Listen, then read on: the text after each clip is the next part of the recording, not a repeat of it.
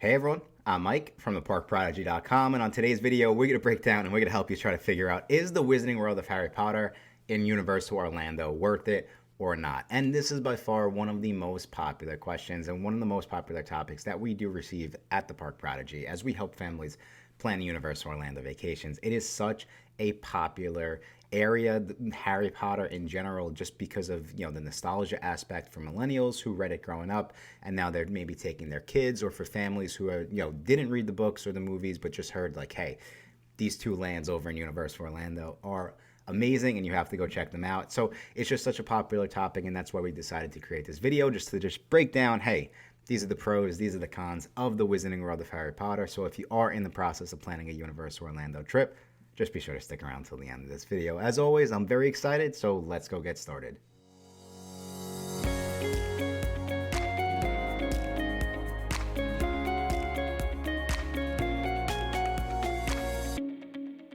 Thank you again so much for checking out this video. Like I said, we are about to break down if the Wizarding World of Harry Potter in Universal Orlando is worth it or not. I will say that this was a little bit of a more complicated video and outline for me to create, right? Because I think when it comes to questions like this, like, is this worth it or not, everyone is going to have maybe a different answer. And so I'm really going to try to just help you figure out, like, hey, these are pretty much some of the things that I would look at as I'm trying to figure out, like, is this worth it or not, and then hopefully you can make that decision for yourself. But what I would say is, where I started, of course, was on Google. And from Google, what I was able to find, and I do think this is really, really important, is I went over to TripAdvisor, and essentially I just looked up the Wizarding World of Harry Potter. And over on TripAdvisor, I found that there were 41,000 reviews on the Wizarding World of Harry Potter, and 34,000 were excellent, 1,259 were average, 379 are poor, and 263 are terrible. So I feel like that is accurate, and the reason why I'm kind of bringing up the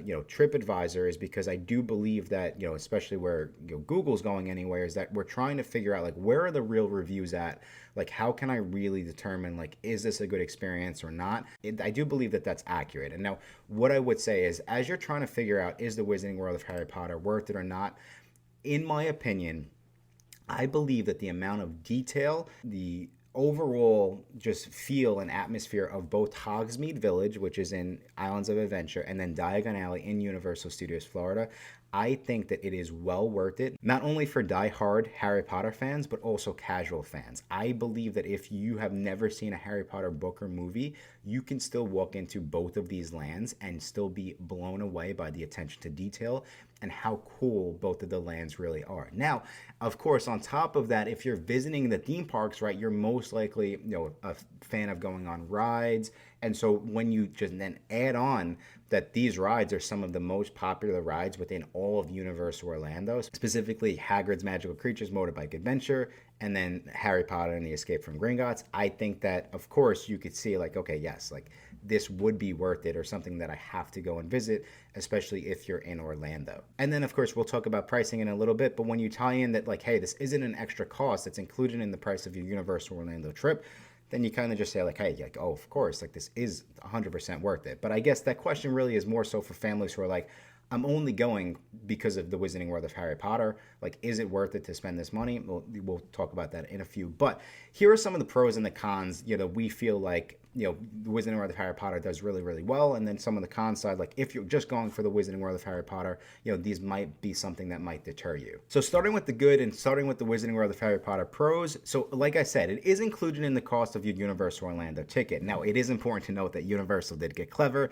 and you do need that park-to-park ticket in order to ride the Hogwarts Express, which is the train ride that would bring you between the two parks. It's also important to note that like I said, the lands are split between the two parks, and we'll get back to that in the cons. So taking it one step further, another thing that we love, like I said, is the attention to detail in both Diagon Alley and Hogsmeade Village. Now, especially if you are a Harry Potter fan, you are going to love all the little hidden Easter eggs. You're going to love not only the rides, but you'll love the queues, which really, they have scenes from the movies, and everything, in the queues makes you want to stand on that line essentially and wait, the hour long or whatever it might be to get onto that ride. Now, also, like I said, they do have some of the best rides in all of Universal Orlando. Specifically, Hagrid's Magical Creatures Motorbike Adventure is top 3, in my opinion, in all of Orlando.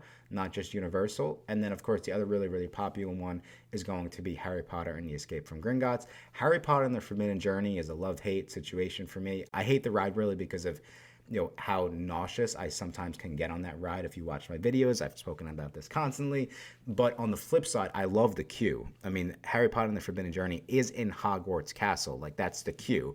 And I think the attention to detail in the queue is really, really well done. The other thing we love about the Wizarding World of Harry Potter is that Universal Orlando does include these rides with early park admission, and we love getting that extra hour out of our day. And then, of course, jumping back over to Hogwarts Castle, they also do have a nighttime show on Hogwarts Castle, which I think, is a reason why a lot of families will want to stay and really enjoy the Wizarding World of Harry Potter all day long, because you don't want to miss that nighttime show. It also will change throughout the year, which I do love as well. And then, of course, food. I mean, who doesn't love butterbeer? Having a real life butterbeer in the parks, I think, is something that you can't visit the Wizarding World of Harry Potter without, not enjoying a butterbeer. And the other cool thing is they do have butterbeer in so many different, types of flavors and stuff like that. Well, not flavors, but they do have a hot butterbeer, a frozen butterbeer, an ice cream butterbeer, a fudge butterbeer, so on and so on. I felt like Forrest Gump in that.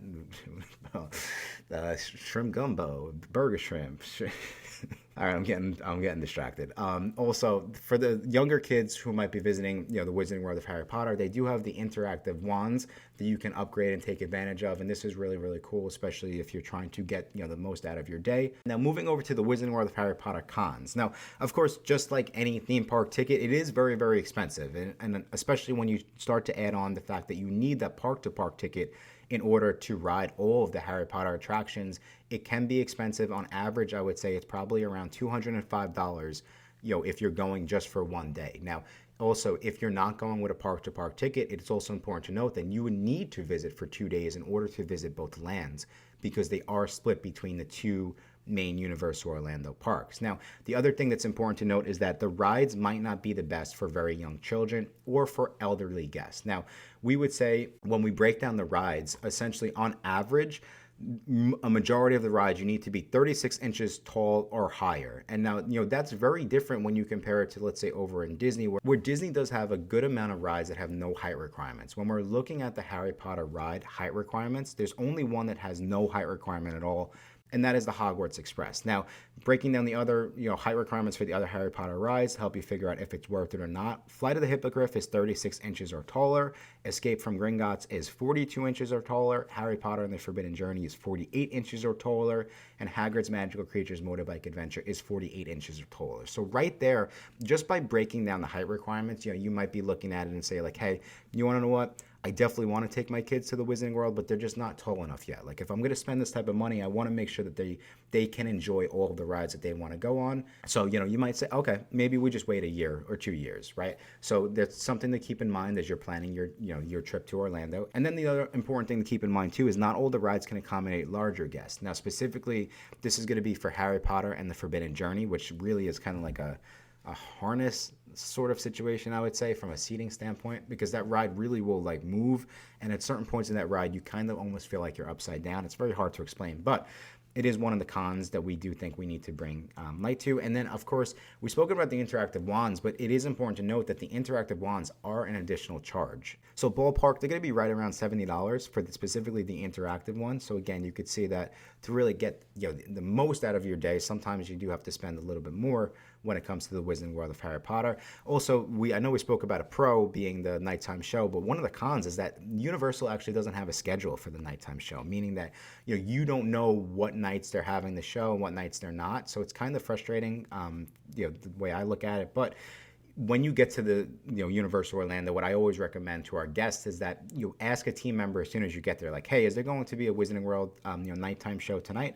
And see what they say. And then also, because the Wizarding World is really so cool, I know we're talking about the cons list, but because it's so cool and so popular, it can get extremely busy, especially in those afternoon times, when crowds are at the highest, and then also in the locker areas. So in Universal Orlando, a lot of the rides, you have to put, let's say if you have a bag, you do have to put it in a free locker, but those locker areas can get very crowded. It's not really the best for guests who might get claustrophobic or anything like that. So just keep that in mind. But it can be really, really busy. But that's also on the flip side, going back to one of the pros, that's why we love visiting it during early park and mission, where you can really try to get the most out of both lands. And that's why I also love visiting both for early park and mission. I love Hogsmeade when I'm trying to go on the most rides, but then also I love Diagon Alley when I kind of just want to get in there, maybe record some YouTube videos, take some photos, just kind of hang out within the parks with very, very low crowds. So there definitely is a benefit to taking advantage of that. Now, breaking down the price, of course, which is such an important thing, is the Wizarding World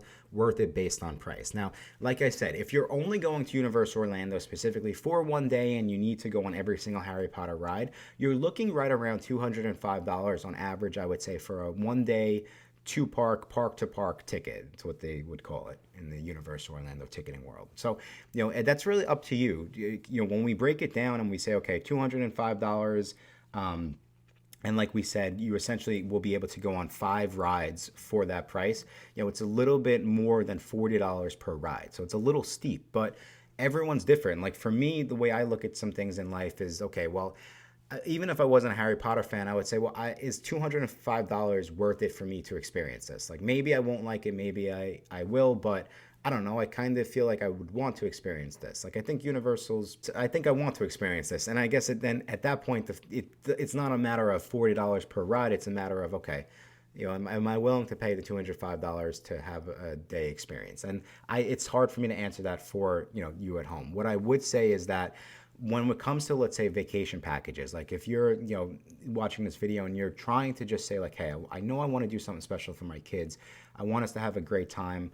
When it comes to booking a vacation package at Universal versus, let's say, over in Disney, Universal is always going to be more affordable. And on average, I would say for a 2-night Universal Orlando vacation package and then 2 days in the parks, you're most likely between the hotel and tickets, most likely looking around $2,700, which is definitely a lot of money. But like I said, in my opinion, it's not as much as you would pay over in Disney, and you would still be able to take advantage. And it's the same thing with the one-day park-to-park ticket to keep in mind is you could still go on to any of the other Universal Orlando rides that your heart desires, during the day. We're just breaking down specifically the Wizarding World, but the same thing, like the Wizarding World is included with your ticket. Well, if you're just going for the Wizarding World, like so are all the other rides at Universal Orlando. So maybe you are, maybe you realize like, oh, my kids enjoy Harry Potter, but they also enjoy Jurassic Park. So you can go and check out the Velocicoaster, check out the Jurassic Park section. Like there's also Marvel Superhero Island. So, if you're going just for the Wizarding World, but do some extra research because you might realize like, oh, okay, like we'll actually get a lot more out of this than I originally thought. But yeah, pricing's a tough one just because it really is up to you, like what is worth it for you. But that really was the focus of this video, to try to break down like, hey, these are some of the most common things that we see. And just very, very quickly, some of the other most popular questions we do get on this topic is one day enough for the Wizarding World of Harry Potter? And again, if you're just going specifically for the Wizarding World, just to get on the rides, we do believe one day is plenty of time to visit the Wizarding World. Also, I don't believe you need the Universal Express Pass if you're just going for the Harry Potter rides. It is important to note that, of course, like I said, the theming in both lands are different. So in an ideal world, I really feel like 2 days is kind of ideal, just because, of course, Hogsmeade Village has a nighttime show like we established. But what if the night you go, the one day you go, they don't have the nighttime show? What do you do, right? I just feel like 2 days gives you plenty of time. But then also Diagon Alley is really, really cool at night as well, especially with the fire-breathing dragon. So like I just love to experience both of the parks during the different times, and I feel like 2 days really does give you just enough time to really do that. But if it's just from a ride standpoint, then yes, one day is enough time to get on the rides. And then another really important one is going to be, what age is the Wizarding World of Harry Potter suitable for? And again, same thing from a height requirement standpoint, we feel that it's best for kids who are aged between 7, 8 or older, right? Because the minimum height requirement for the Harry Potter and the Flight of the Hippogriff is 36 inches or taller, and then the other really popular rides are taller than that. So that's typically kind of like the sweet spot where we find, that's the age where families will start to visit the Wizarding World. And if you are in the process of planning that trip to the Wizarding World at home and you do need a little additional help, just be sure to go check out our website, theparkprodigy.com. We do have a bunch of free vacation planning tools. And as a thank you for sticking around all the way till the end of this video, I do have a special promo code which you can go and use on some discounted Universal Orlando theme park tickets or Universal Orlando vacation package, and that promo code is going to be YouTube25. But I think that's all the time we have for today. Thank you all again so much for checking out this video, and until next time, I will talk to you soon.